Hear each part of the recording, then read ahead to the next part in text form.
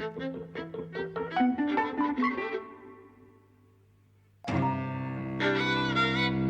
everybody. Welcome to Eavesdropping at the Movies. I'm José. I'm Mike. And today we're going to talk about The Little Stranger, which we've just seen in the prettiest theatre in England, I think. It's the prettiest one I've been to, in Evesham. The Regal cinema in Evesham. Yes. Which was lovely. We went out there, we made the trip out there to see it because we missed it in Birmingham. Yes. We forgot about it. And then one of our listeners reminded us to see it. Yes. Which was kind of her. And it was the only place it was showing. Yes. Nearby, so It was a lovely kind of Sunday ride there, and kind of the skies was beautiful and everything. But the cinema itself is like this little Art Deco jewel, really. Green with lots of gold and all the geometric shapes and the doors and the lamps. The staircase is beautiful. The bathrooms. Also, I mean, it really is kind of something to see. I would recommend people just, go to Evesham just to see this cinema. it's a nice place. And worth mentioning, it's clearly a repurposed sort of music hall theatre, really, and it's still used as such. Yes. You can tell because in some of the promos before the film, there were local promos for shows on there with live singing. Yeah. So it's not just cinema, and obviously, and the screen itself there's a slight hodgepodge element to the way the screen's been installed. Yes. Which is not. I don't mean that sounds like a criticism, but it's a multi-purpose room. But it was actually very blissful to see it. Yeah, it was incredibly pretty. What's really nice is it's got two levels, so we sat on the balcony. Yes. And on the lower level, it's it's a club, so it's seats round tables. Yes, it's really nice. It's like an old-fashioned. It's like a Hollywood with the bar Ciro's or something, the Trocadero or someplace like that. It's really lovely. Yeah, like you feel like the screen really should have been clouded by cigar smoke. Yes, it would have been ideal had that been the case. It's really nice. Having said that, actually, I mean, the film has The Little Stranger has kind of a washed out look to it, I think, which emulates that some way.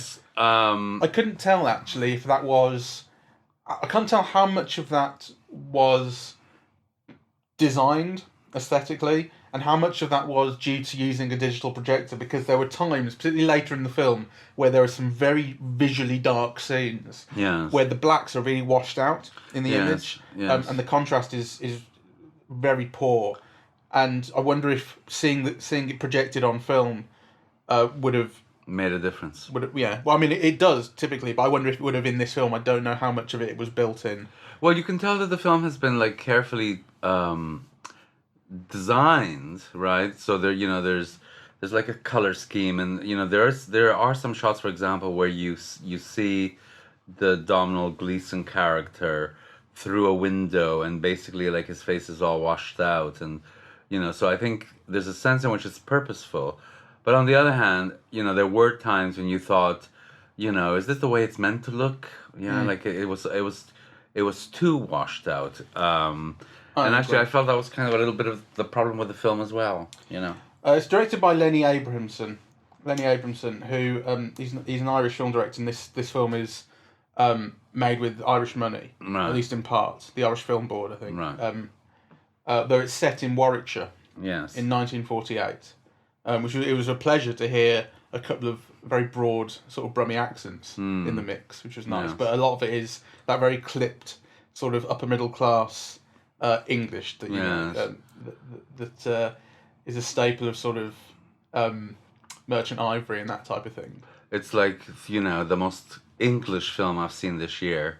Everyone is like repressed, and everyone's obsessed with class, and everybody wants to live in the big house. Lenny Abramson directed his last two films were Room from 2015, for which Brie Larson won the Oscar. Yes. And Frank in 2014 with Michael Fassbender. It was a story of Frank Sidebottom.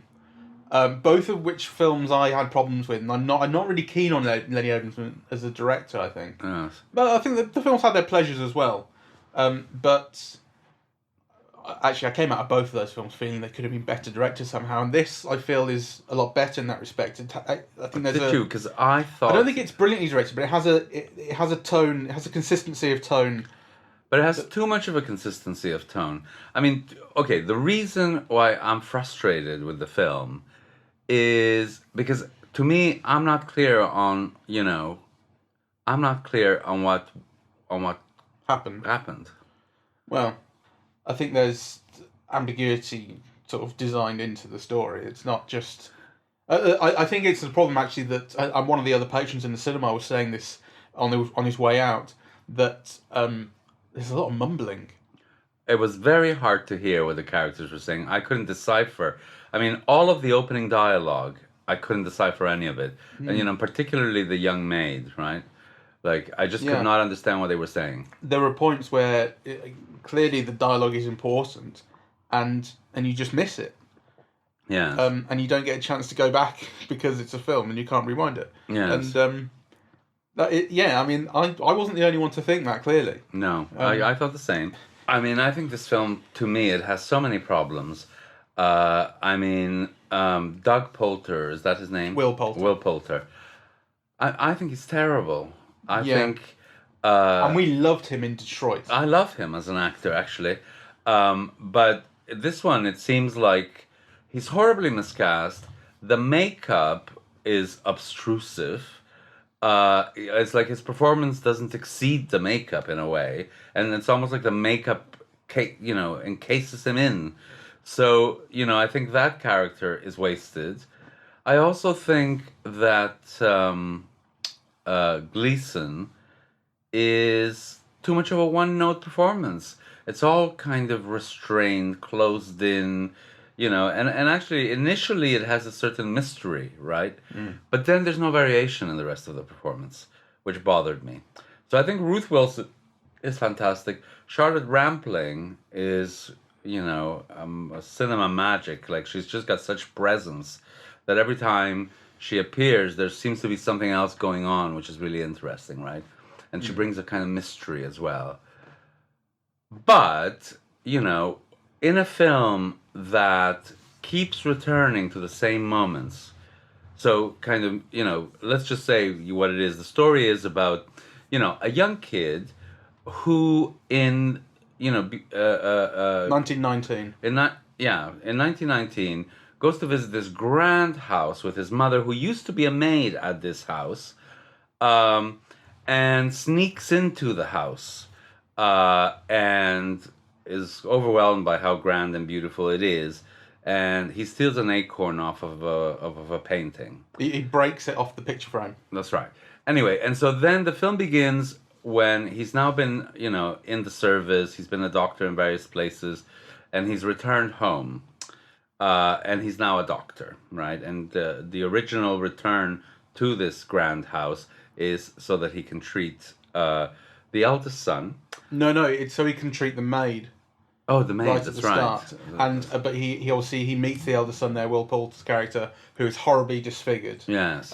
He's got all his burns all over his face and his leg, and he limps awfully. Yes. His legs sort of turned in. So the film structure, constantly returns us to this moment of the child in the house. Sometimes it does so through, him glimpsing himself as a little shadow in a picture, as a bit of a shoulder on a picture. But actually, there's all these flashbacks to the kid in the house, right? So, and then as the film unfolds, you begin to sense the importance of that. And also you begin to sense, that the doctor's machinations in coming into possession of the house, really. Yeah, a little bit. And it's also important to say that it's a horror film in a form.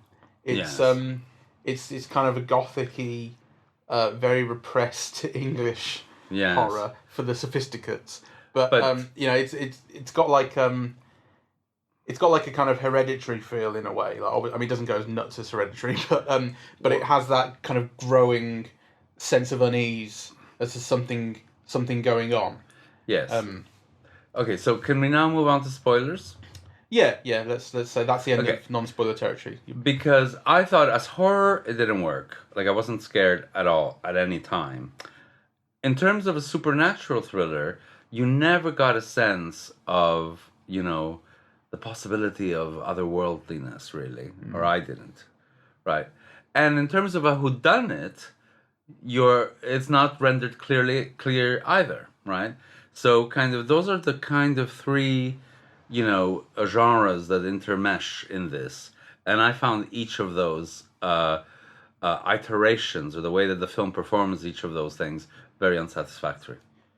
I never expected a resolution to the mystery of exactly what was going on and what was and whether these were kind of shared hallucinations or whether something is actually happening in this house. I never expected a resolution to that, and I'm glad that there wasn't one. But you see, I thought that there was one. Go on. I thought the doctor did it. I thought I'm not too clear on the sister that died, right?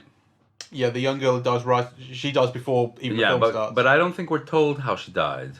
No, I don't recall. Or maybe it was mumbled. But she died shortly after his visit. Yeah. As a child. But then, he packs off the brother to a sanitarium, right? So he's treating the brother, and the brother kind of ends up in a sanitarium. Then the thing with the mother, he was there. And then the thing about the Ruth Wilson character being pushed down the stairs, then you have a flashback to him as a child going into exactly the same spot. And then he ends up in possession of the house. So to me, the clear implication is that he's done it all. Right.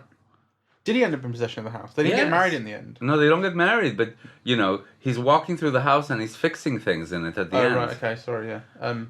So, I mean, Okay, no, that's fair enough. I guess I didn't put that together. But maybe I'm wrong. No, well, I mean, I think that's fair enough, but I wasn't adding things up, possibly. Well, maybe. But that's a consistent reading with what you've shown. Put it that way, so that's fair enough. But I'm not sure that it's out to scare in that way. It's not that kind of horror. No, it's not.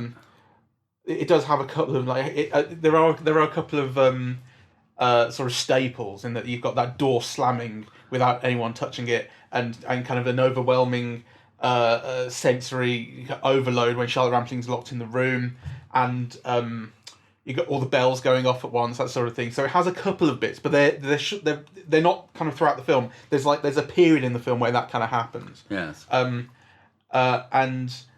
But it's really about the psychological effects, and what I think the film gets right is, and again to compare it to Hereditary in a way that Hereditary really didn't, it's the idea of the themes of the film kind of speaking through the horror in a way, and I don't think it's the case that they speak kind of directly, but this ultimately this is a really English story, and all English stories at their core are about class. Yes. And this is undeniably completely about class. Yes. And social climbing and kind of hatred of the people who you aspire to be, kind of because you can't be them, or because you hate that they have it and you don't. That's totally what Domhnall Gleeson's character is all about. He came from absolutely nowhere. His mum was a maid. Yeah. He's made it to the town doctor. He's made it to middle class.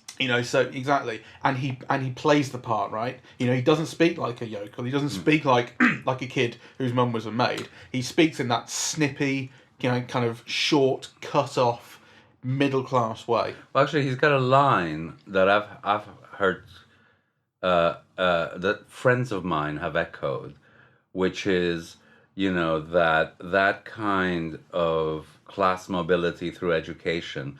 One of the effects is that it makes you be embarrassed by and hate your own parents. There's a line, that Gleeson's character says. I'm sure I'm not quoting it properly. I don't remember it, but it's to that effect. Yes. Well, it's interesting to me. There's a line because the film is set around the time that the NHS was being developed and about to be introduced, and he's talking to another doctor, a friend of his, and Gleeson says something along the lines of, I'm not sure about the NHS, this NHS thing, people want to look up to their doctors. Which basically means I want people to look up to me. Yeah. Because the other doctor then kind of pushes back and says, nonsense, people just want a doctor who does the job. Yes. That sort of thing. So he's very proud of himself. Yes. And he does seem to have these, as you say, kind of machinations on this house. Yes. That he was absolutely spellbound with as a child, and it's not an accident that we keep coming back to that when he was about 8 years old. But then it also there's the horror element is this kind of psychological terrorization of the family, and it comes through this little girl who was also at this I think it was Empire Day celebration in 1919. Who, it's funny, you see her in photographs, but in the flashback you never see her face on. She's always obstructed by something. She's always it's behind someone's shoulder or just turned around or whatever. Oh no! Excuse me. Apart from when you eventually see her in the house, once you finally there's a kind of elliptical element to the flashbacks. I mean, you can tell what's going on, but it shows you different bits at different times. And when you finally get to the point where you see the 8-year-old Domhnall Gleeson break the acorn off the picture frame, the girl's right there, and she watches him do it, and that's when he gets slapped in the face by his mum. And she questions him. Yeah. She says something like, "Who are you? What are you doing here?" or something. I think so. Right. So he's conscious of her having caught him. Yeah. And I'm not sure she does say anything. I think it might be someone else when she comes in. No, I think the mum comes in and says, "What the hell are you doing here?" But I don't think the girl says anything. But she does look at him, and then she looks back. Okay. I could be misremembering that, Yeah. but they definitely have a communication, and then it's almost like the mother grabs him, and so that he goes out of frame, because basically there's a point of view that's kind of dictated by the banisters around the staircase, yeah? Yeah. So she moves him out of her point of view. But I don't know. To me, you see, there's a whole nasty reading of this, because I think the film seems to me to be really anti-working class. Okay. So the sympathy is all with this grand family who, for whatever reasons, and, inheritance tax, the conservative inheritance tax, which was at 75%, is blamed for it. So basically, it's socialism that's to blame for this lovely grand family to have lost their fortune and for the house to be in a dilapidated state, and so on. And they're shown to be like kind of lovable, eccentric, upper class people. And of course, the nasty villain is the working class guy who wants, who's now middle class, and, who, aspires. wants to take it away from them. So I kind of, anyway, that's a reading, right? Yeah. So, and that seems to me like pretty hateful, really.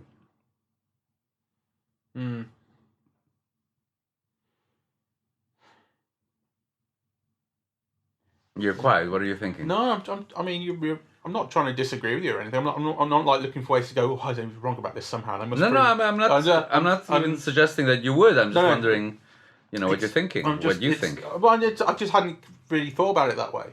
I had thought about it in terms of class, and I thought about it in terms of this guy's really peculiar kind of self-loathing, like, as we've already said, the idea that you both want what they have and hate who you are, and hate the fact that you want it in a way.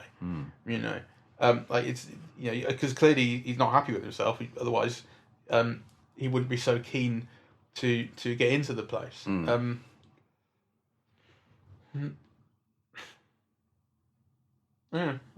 there's that horrible first dinner where he's invited, and it has to be like reiterated like many, many times that he's there as a guest, not just as, the servant physician, doing his duty, right? And he says as much in the narration as well. He says, "I was there to make up the numbers." Yes. He's telling you his story. Yes. His version of events. Yes.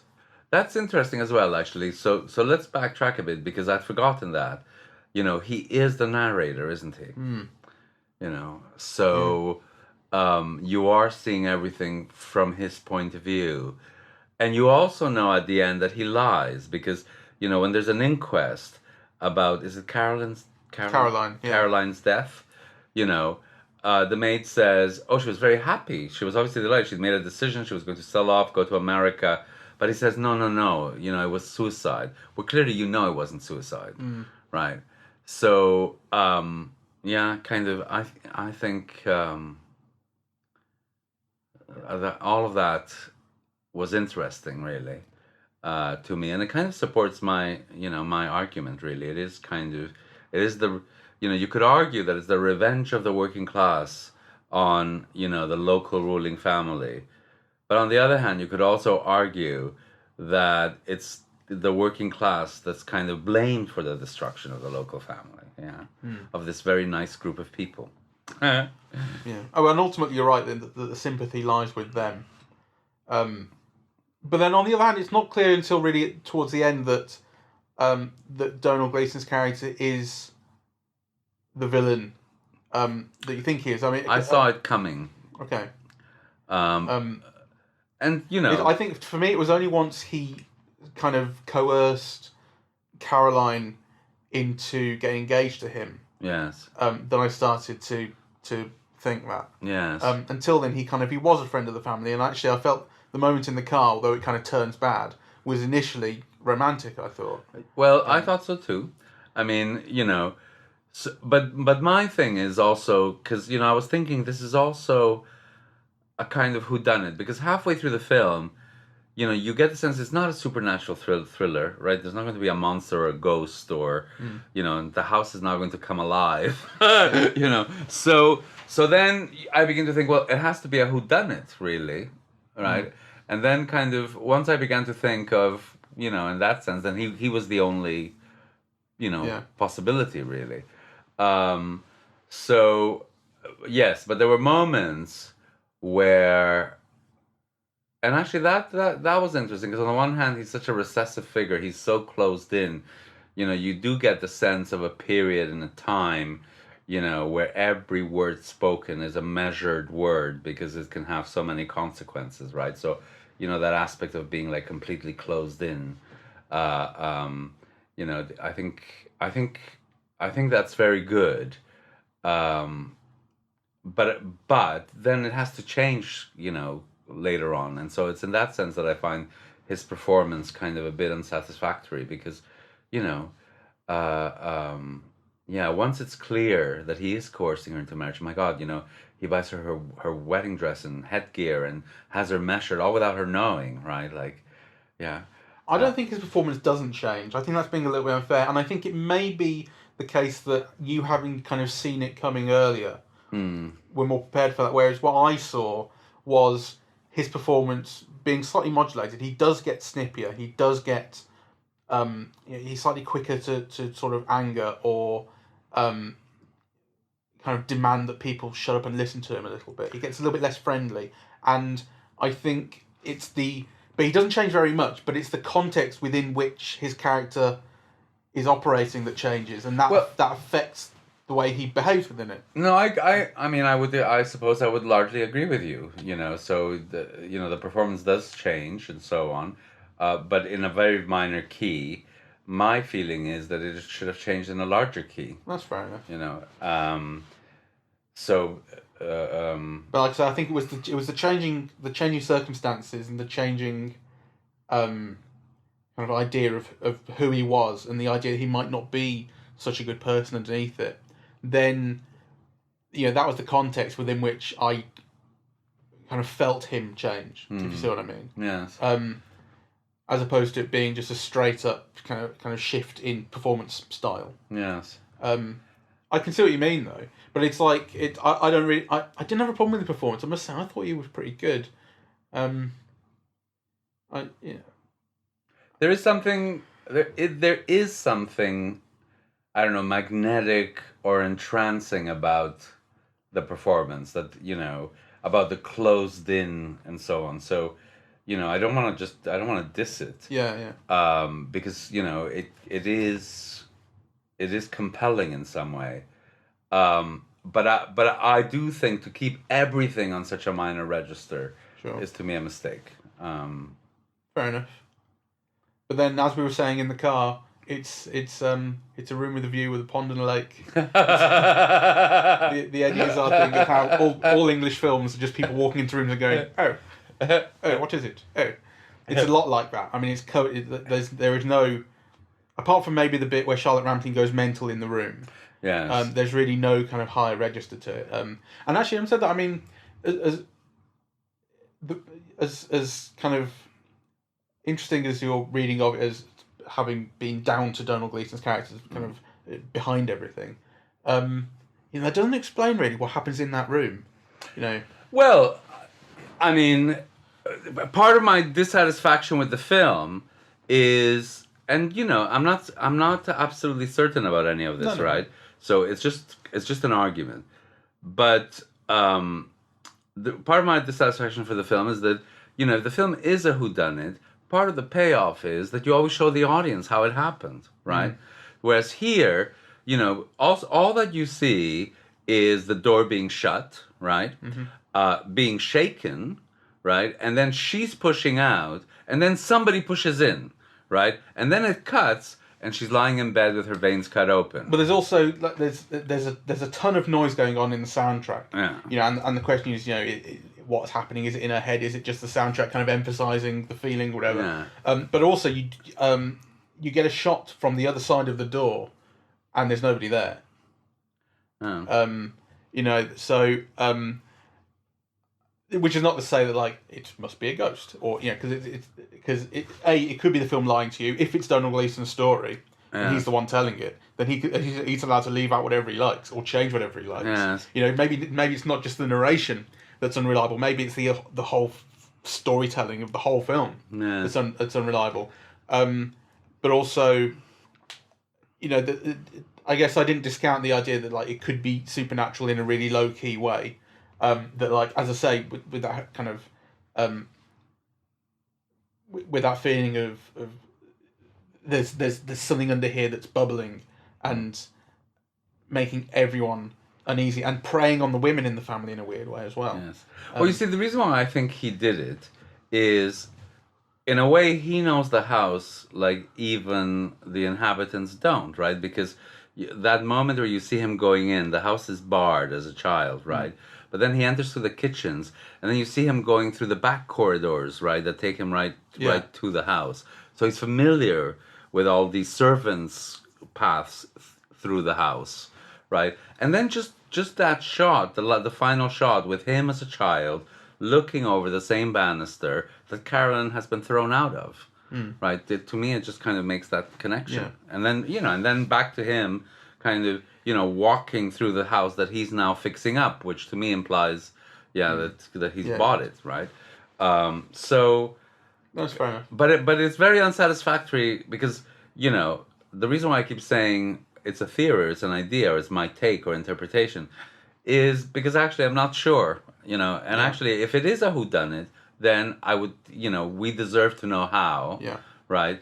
And if it's a ghost story, kind of, it's not really, you never see anything, and if it's a horror story, it should be more scary, so on all those three grounds, I find it very unsatisfactory. Now, if it's, a symbolic kind of psychological thriller where things are meant to stand in for something else, in a way that, maybe I'm not getting, I'm open to that. Again, I was thinking about things I was thinking about the symbolism of the acorn and what that might mean. I don't think it's an accident, it's an acorn. It's like this acorns, they grow into huge, sturdy oak trees. That's right. Is that what's happened to his character in some way? Like the acorn of him as the 8-year-old is sprouted and become. But then I'm like, ooh, that's meaningless. Well, Caroline says that they all used to steal those acorns. But, kind of maybe the acorn could stand in for the family that he's ripped, right? Because, I mean, the whole idea behind these houses is, they're the family seat for 200 years or 600 years or whatever, right? And then the family's destroyed and the house changes ownership, right? So that's like the start of his corrupting influence on it. Could be. I mean, I think the film has to be saying something by the constant return to that moment, right? So, and basically what happens is at the beginning of the film, the family's in quite bad shape. And actually, I thought those were some of the better aspects of the film. You get a feeling of the sense of damp and kind of poverty inside this grand house, really. Um, so the family's in bad shape, but you also see Sev vases and grand furniture, and they own extensive grounds, right? So it's kind of a relative poverty in a way, right? So the family's still there, but by the end of it, they're all gone. So actually, it's the ultimate destruction of the family, right? So this ripping of the acorn, this removing of kind of the seed, I think is there. And particularly, there's also that moment, which is a moment of transformation where, um, so the brother was burned in battle, and he's completely scarred from like head to toe. The Poulter character, right? And there's that moment where he can't face going down for dinner, right? And he goes to talk to him, and and the tone changes there. So he's talking to him almost the way that like a superior officer would command a soldier. Yeah, pull yourself together. Yeah, so yeah. So he gets him out of the picture. He removes power of attorney from him to the sister, right? So so that he no longer has decision-making powers over the estate. I mean, yeah, but I mean, as I said, there's also he can't be in control of everything. He's not in control, for instance, of the dog that mauls the girl. No, he's not. That's something that happens, and that's. But you see that you're told that it's the dog who did it, right? Well, you see it happen. Okay, you see it. So that's even more my case, because that's kind of explained, right? Everything else is alluded to rather than explained. Yeah. What about this? The film is really kind of woman heavy in a way, and there's something going on. The people who Will Poulter's character has already been injured and disfigured. The people in the film who are disfigured or who die are women. There's the little girl. Is it Susan? Yes. Who's the little girl from 1919 who died shortly after that party. It was said to be the last day she was happy, or something. And then it's this little girl whose parents bring her to that dinner, who's mauled by the dog, but she lives. And then it's Charlotte Rampling who commits suicide, or maybe she's killed, or is driven to suicide. Yeah, and then it's Caroline, and it's.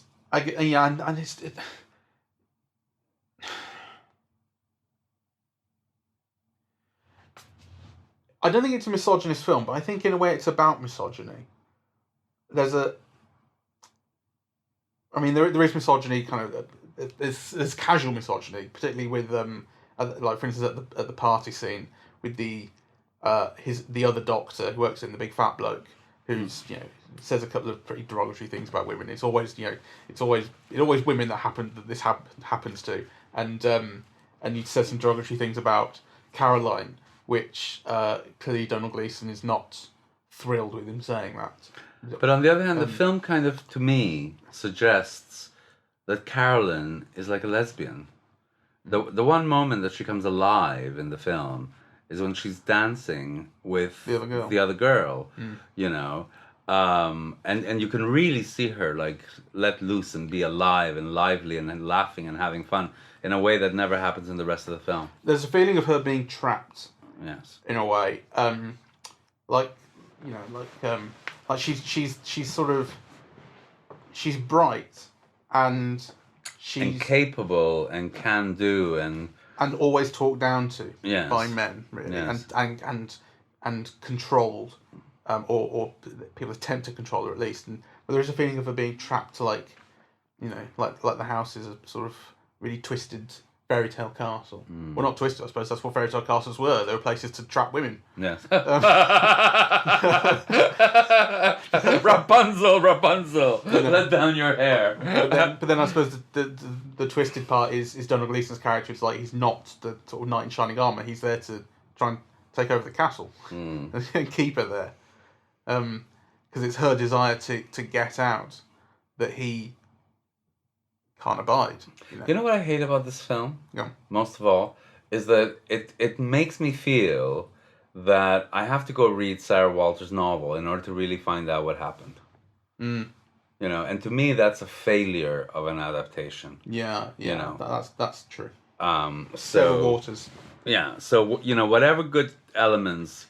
And I think the film is very successful at creating a kind of ambience and a kind of a mood and a kind of a recessive, closed-in kind of feel and all of that, which I think it does do. It is successful at doing, but kind of ultimately it's just a failure because, in a way, kind of we just don't know what happens. And actually, we're trying to think, is it this type of film? Is it, we've just seen the film and we're still not clear on what type of film it is.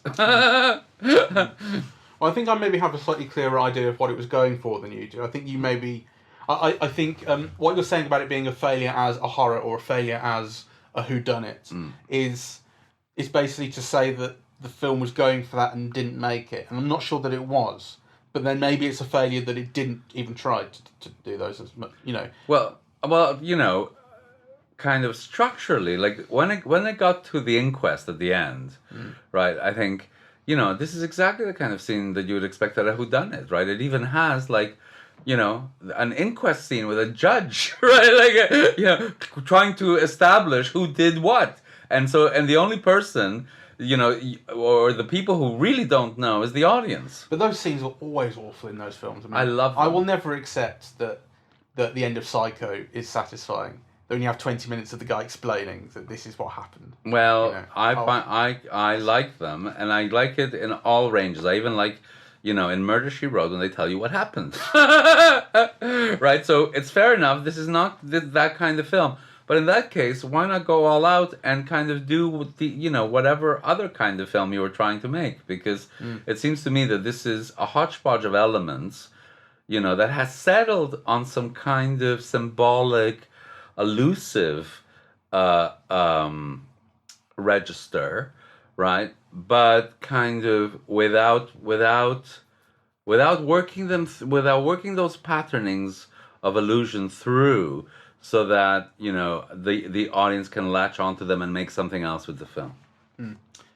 I don't really have much more to add other than yes. Well, do you recommend? Not really. No. I was engrossed. I'll give. I've got to give it that. Like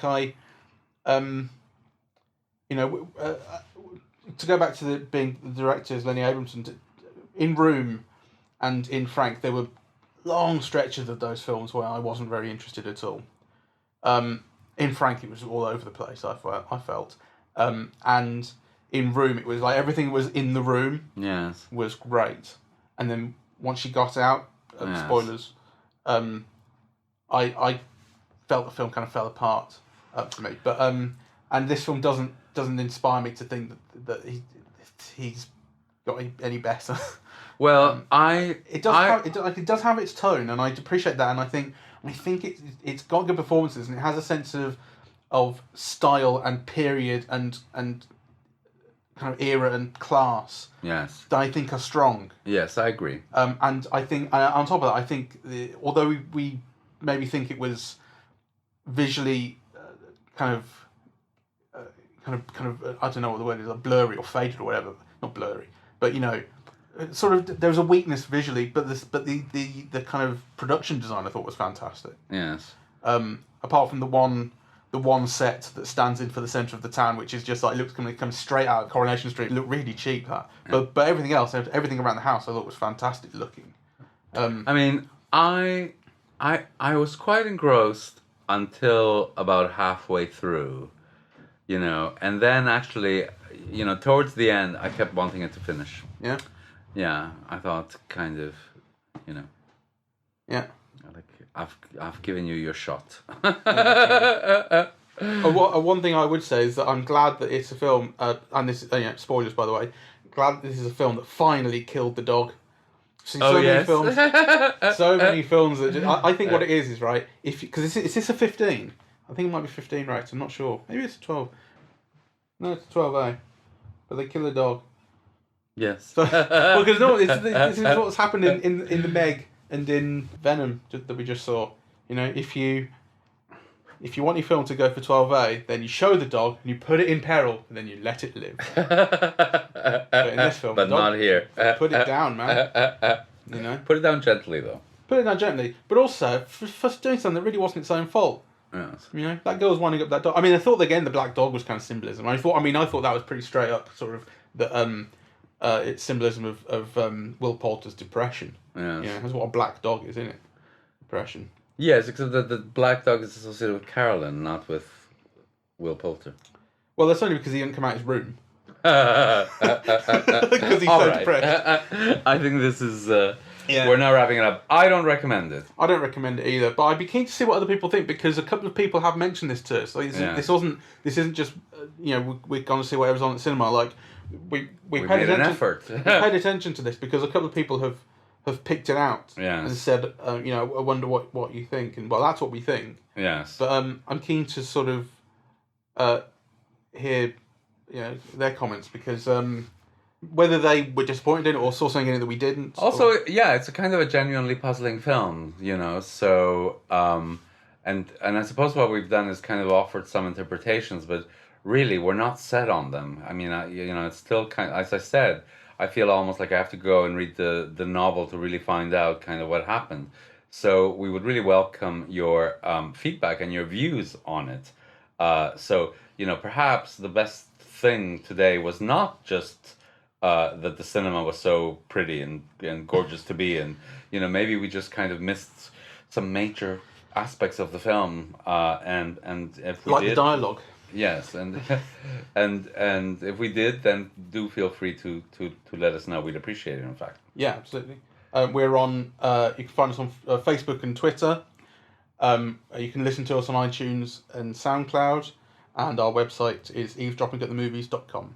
Oh, we're on YouTube as well. Keep forgetting that one. Yes, great. Yes. Okay, thank you very much. Bye-bye.